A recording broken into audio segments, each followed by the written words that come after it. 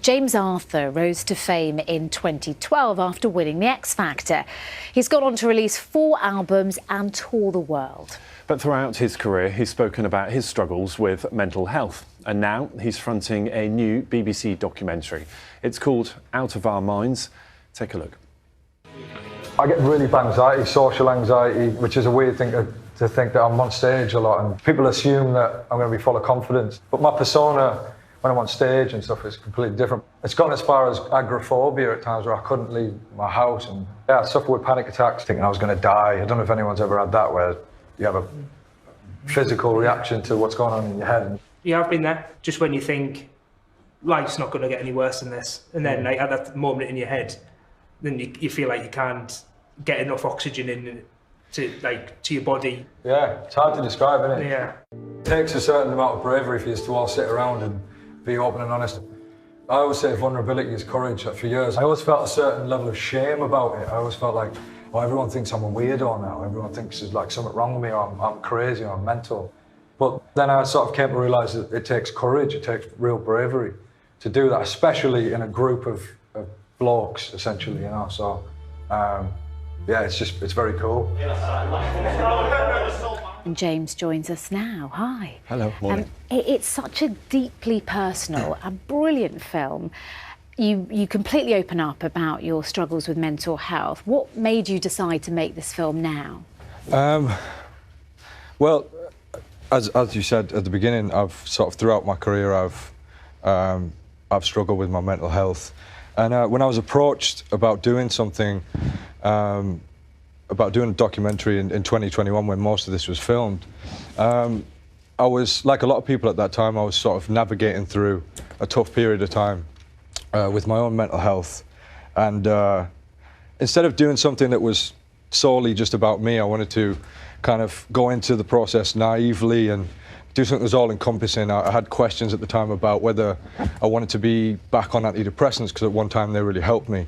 But there was a lack of information out there, and I felt like that was something that would, you know, I could further my own knowledge on things like that, and ask questions, and you know, speak to some inspirational people like we see there, and see, you know, how they cope with their own mental health. And the documentary starts, doesn't it, with your move back home? Yeah. You moved from London back up to Redcar. Yeah. Redcar. Yeah. And that's a really important part of your journey, isn't it? Talk to me about the significance of you moving back home.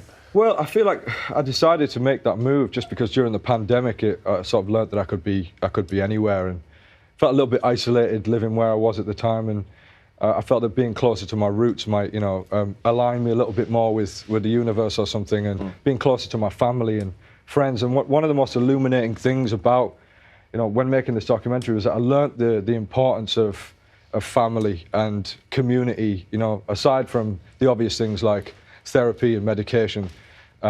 Those pillars, you know, if you can, they're sort of major keys in your sort of toolkit to you know, dealing with mental health, is investing in your community, having honest conversations with your family, and I needed to be back home in order to sort of be able to do that a bit more. A huge part of your life is, of course, your music, performing, and there's a really powerful bit in the documentary where you talk about Madrid and having a panic attack before you went on stage. Tell us about that. Well, I suppose that's what kind of kicked off this journey over the last few years, is that I got particularly sick at that time, and it was a point where I sort of said to myself, I need to kind of try and fix myself once and for all, and I started doing the sort of the legwork and sort of therapy and stuff like that, and it just seemed like the most natural place to start this documentary, because it kind of, I sort of thought, once and for all, I need to address any sort of childhood traumas or things that were continually making me hit these walls in life, and again, if I could further my own knowledge on the subject, maybe I could help other people as well. We looked at a little clip at the start there, and that is one of the most powerful parts of this documentary, because in it you meet Chris, don't you? Yes. And he'd lost 2 of his brothers to suicide, and you also met Nathan, who tried to take his own life and was saved by his wife. And you make that point, don't you, that men traditionally don't talk about this stuff. They bottle it up, and then it gets to that stage where it becomes a problem. Yeah.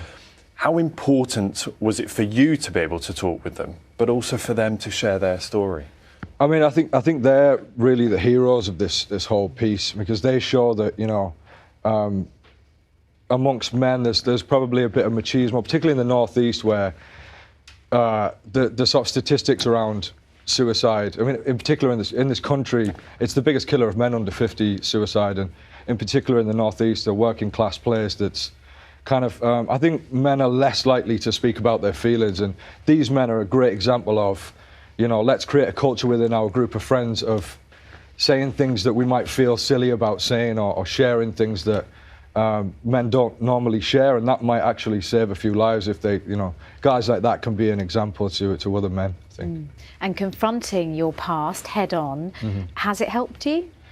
Yeah, I think although it's been difficult and I've had to, you know, reopen sort of old wounds and fractures within my family, I think having those honest conversations has been really beneficial for me, and I would encourage anyone to sort of dig into their past and find out maybe where their mental health struggles stem from.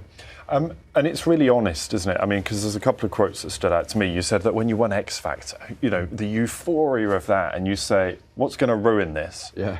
Sure enough, it was you. It was me, yeah. You know, and then we hear from Jess, don't we, your girlfriend, who talks about the responsibility that she feels to keep you alive in some cases. Yeah, that was tough. I think, you know, it's well documented that when I found a level of fame on the X Factor, that I didn't really embrace fame. It wasn't something I was prepared for, and I think that threw up a lot of demons, and I was kind of trying to learn some pretty tough life lessons whilst being in the spotlight, and so I did struggle in those first few years and had my own bout with suicidal thoughts and stuff like that. And again, that's why I was so compelled to try and help others, because, you know, like you said, the lads that I met in the team, one guy in particular had lost sort of 3 family members in the space of 18 months, and his attitude was just so inspirational. And yeah, I guess he inspired me, and those lads inspired me to sort of be a voice for those people who feel alone and feel like they're struggling and don't have anywhere to turn. And it's that idea that, you know, stuff gets better, doesn't it? And there's one bit that I had no idea about until I watched this. That when you were living in a flat and you needed money for the electricity meter, you rang your mum and she said, "I'll give you a £5, but you've got to go to these auditions happening in Middlesbrough." I owe my mum everything. I really do. My mum's incredible. She always encouraged me as a young lad to pursue music, and that was kind of, I was at crisis point, needed some money. And she sort of bribed me into doing the X Factor, which has sort of got me here today. But as you say, you know, winning, having the fame and the lifestyle that goes with it, that wasn't the thing that necessarily made you happy either. So you've had all of those highs and lows and the struggles that you've had to deal with over the years. What would you say to your teenage self now, do you think, and for anybody else who can relate to some of the struggles that you highlight in the film?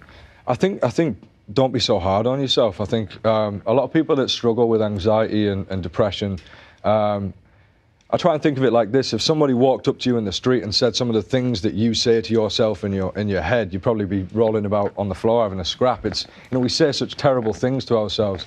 Our internal dialogue is awful sometimes, and I think that's why we catastrophize and we spiral and we end up in these dark places. And yeah, in answer to your question, I would just tell my younger self not to be so hard on yourself, and anyone that is maybe not checking in on how they're sort of thinking of themselves, to be kinder to yourself.